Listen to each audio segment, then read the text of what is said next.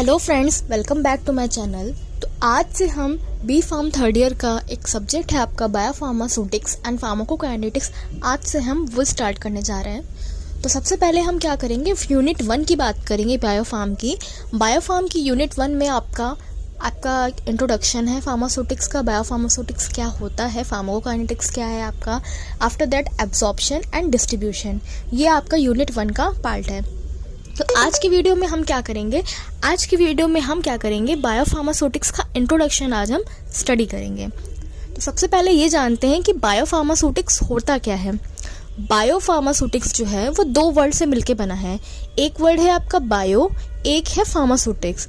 तो बायो का मतलब क्या होता है, इनसाइड लिविंग बीइंग। बायो मतलब biological, that means living being के अंदर की बात हम कर रहे हैं बायो में। फार्मास्यूटिक्स क्या होती है, फार्मास्यूटिक्स हम पढ़ते चले आ रहे हैं। फार्मास्यूटिक्स आपकी डोजेस फॉर्म से रिलेटेड है।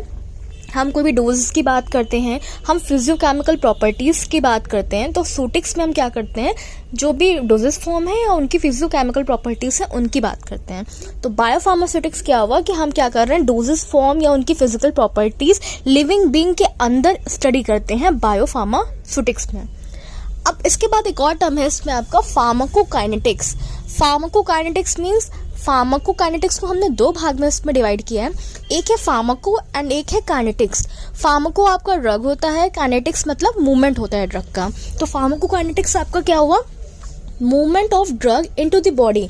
बॉडी के अंदर जो ड्रग है उसका मूवमेंट कैसे कैसे हो रहा है, इसे आप फार्माकोकाइनेटिक्स बोल रहे हो। आप ये भी कह सकते हो कि बॉडी क्या कर रही है पर्टिकुलर ड्रग के साथ। हम कोई दवा खा रहे हैं तो वो ड्रग के साथ हमारी बॉडी क्या कर रही है, दैट इज फार्माकोकाइनेटिक्स। फार्माकोकाइनेटिक्स के 4 पार्ट हैं, ADME, एब्जॉर्प्शन, डिस्ट्रीब्यूशन, मेटाबॉलिज्म और एक्सक्रीशन। ये 4 चीजें आती हैं फार्माकोकाइनेटिक्स में। अब हम एक जनरल डेफिनेशन की बात कर रहे हैं। बायोफार्मास्यूटिक्स की डेफिनेशन क्या होती है, बायोफार्मास्यूटिक्स क्या होता है, इसको हम ऐसे डिफाइन करेंगे कि study of factor influencing the rate and amount of drug that reaches the systemic circulation and the use of information to optimise the therapeutic efficacy of a drug product. Biopharmaceutics में हम क्या study करते हैं, हम वो factors जो है उनकी स्टडी कर रहे हैं जो क्या कर रहे हैं, रेट और अमाउंट ऑफ ड्रग को, जो सिस्टमिक सर्कुलेशन में दवा पहुंच रही है उसका जो रेट है, दर है और कितने मात्रा में पहुंच रही है, इसमें इसको जो भी ब्लड में पहुंच रही है तो इसको कौन कौन से फैक्टर इन्फ्लुएंस करते हैं। इन्फ्लुएंस मतलब बढ़ाते हैं या घटाते हैं, उनकी हम स्टडी करते हैं।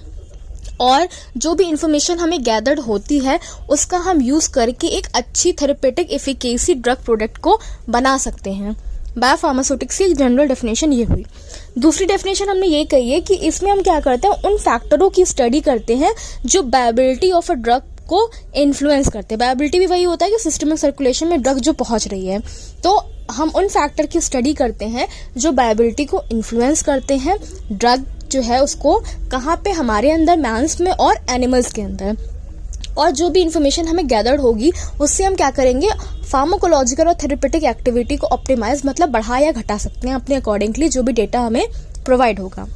तीसरी डेफिनेशन हमने ये बताई है आपको कि ये बायोफार्मास्यूटिक्स आपकी इंटर रिलेशनशिप होती है फिजियोकेमिकल प्रॉपर्टीज, ड्रग की, dosage form, route of administration और थेरेपेटिक रिस्पॉन्स। इन सबके बीच में क्या होता है, एक इंटर रिलेशनशिप की स्टडी हम करते हैं।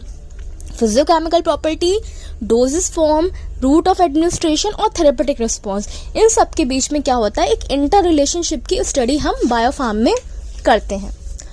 अब हमने आपको क्या दिखाया, एक जनरल हम आपको सिस्टमैटिक डायग्राम दिखा रहे हैं जिसमें आप देख रहे हो एक ड्रग थी, डोजेस फॉर्म थी। डोजेस फॉर्म मतलब उसके अंदर ड्रग है, उसको आपने लिया, बॉडी में इंटेक किया तो कैसे इंटेक किया, आइदर माउथ में गया, हमारे मतलब हमने मुंह से उस दवा को पर्टिकुलरली खाया, देन आफ्टर वो नीचे गई, एब्जॉर्प्शन हुआ मतलब वो दवा आपने रूट ऑफ एडमिनिस्ट्रेशन से कहाँ पहुंची, ब्लड में, सिस्टमिक सर्कुलेशन में पहुंची, दैट इज एब्जॉर्प्शन।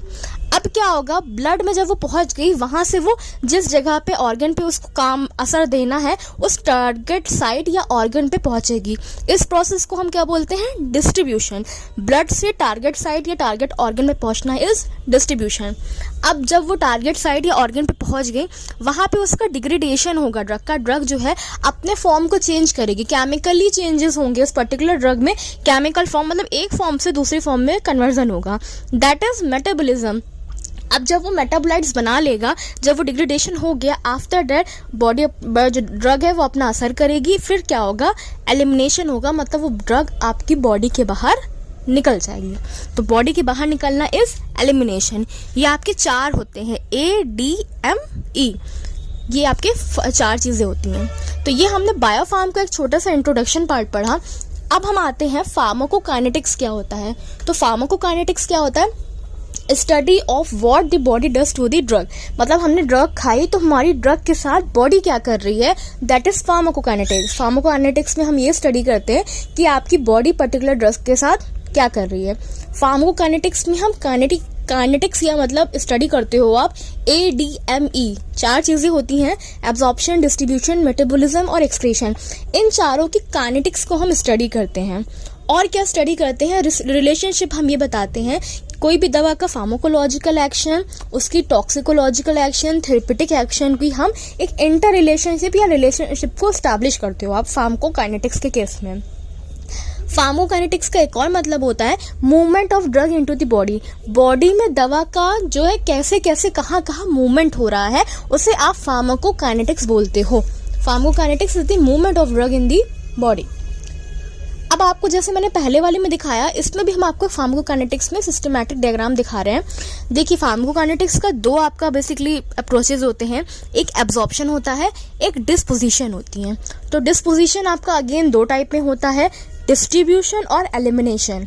एलिमिनेशन आपका 2 टाइप में होता है, मेटाबॉलिज्म और एक्सक्रीशन। तो हम आपको यही बता रहे हैं फार्माकोकाइनेटिक्स का, पहले ड्रग थी, डोजेस फॉर्म थी, उसका एब्जॉर्प्शन हुआ, मतलब वो ब्लड के अंदर गया, ब्लड के अंदर जाने के बाद वो डिस्ट्रीब्यूट होगा डिफरेंट ऑर्गन्स में, मतलब लीवर पे पहुंचा, लीवर पे पहुंचेगा तो वहाँ पे मेटाबॉलिज्म होगा, मेटाबॉलिज्म होने के बाद हमने किडनी दिखाई, किडनी के में मतलब उसका एक्सक्रीशन हो रहा है किडनी में। तो ये जनरल आपका फार्माकोकाइनेटिक प्रोसेस कैसे हो रही है हमारी बॉडी के अंदर, हमने आपको वो बताया। अब हम आपको दिखा रहे हैं आपको एक ग्राफ या डायग्राम टाइप का दिखा रहे हैं।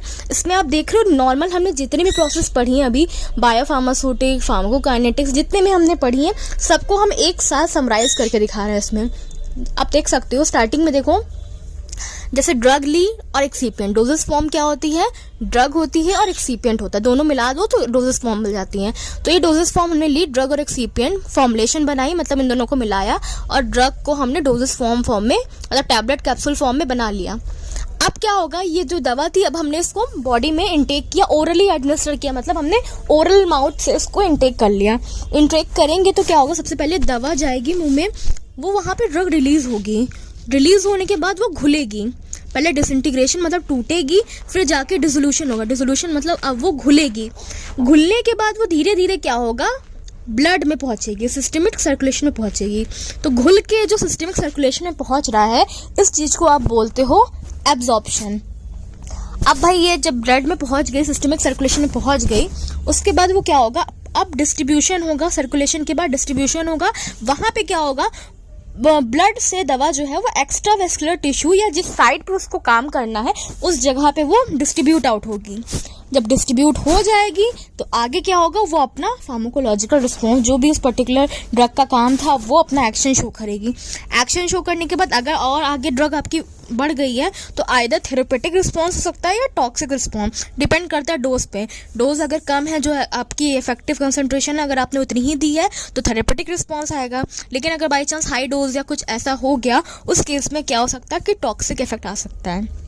तो ये आपका क्या था, एक सिस्टमेटिक रिप्रेजेंटेशन थी। अब जैसे एक्स्ट्रा वेस्कुलर मैंने टिश्यू पे बताया, तो फार्माकोलॉजिकल एक्शन होगा, साथ में क्या होगा, इधर वाला दिखा रहे हो मेटाबॉलिज्म और एक्सक्रीशन इधर से हो जाएगा, ठीक।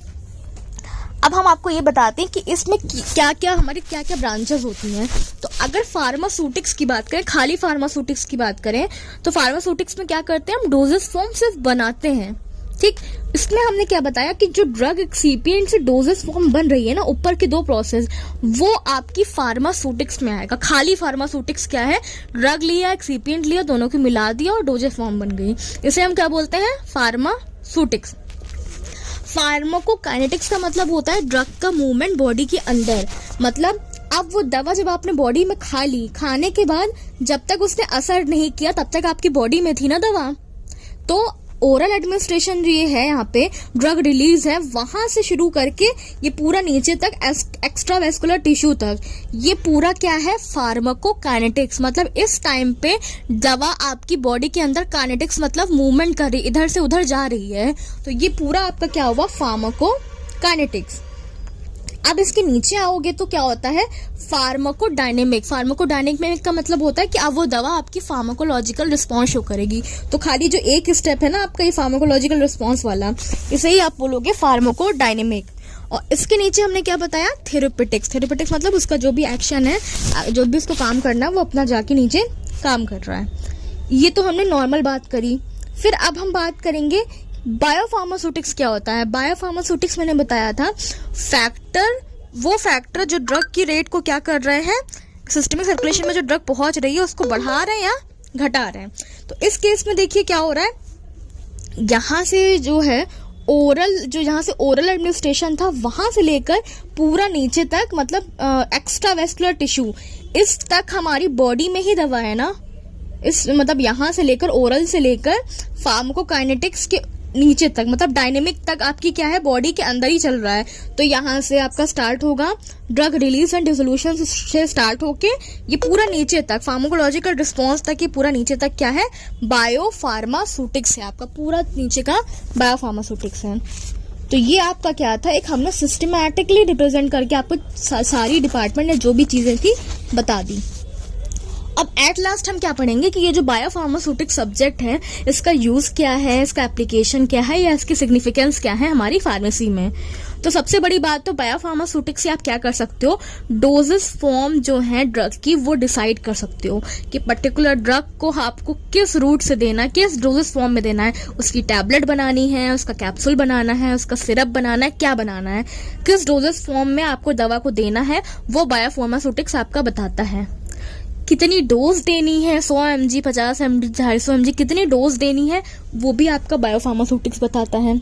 किस रास्ते से देना है, IM देना है, IV देना है, ओरल देना है, किस रूट से आपको देना है वो भी आपका बायोफार्मास्यूटिक्स बताता है।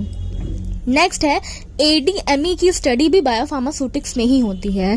जो ADME में स्टडी कर रहे हो वो भी बायोफार्म का ही पार्ट है।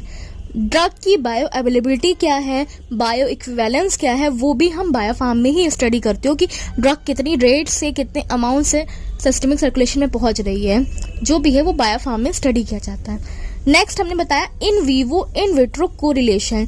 जो इन वीवो मतलब बॉडी के अंदर और बॉडी के बाहर जो भी कोरिलेशंस है उनको स्टडी करना भी बायोफार्म में ही आता है।